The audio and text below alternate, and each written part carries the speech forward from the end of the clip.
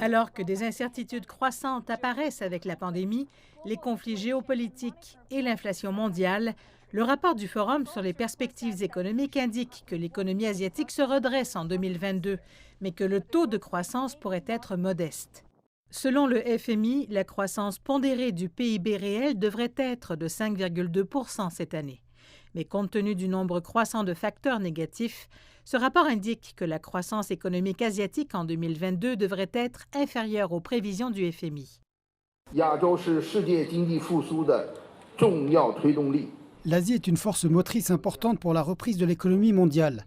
Les pays asiatiques ont surmonté de nombreux obstacles tels que l'impact de la pandémie et le désordre des règles multilatérales.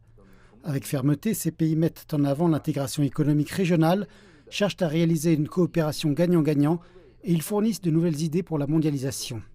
Dans ce rapport sont évoqués des facteurs qui auraient pu affecter l'économie asiatique, notamment les problèmes d'endettement de certaines économies et les changements de gouvernement. Le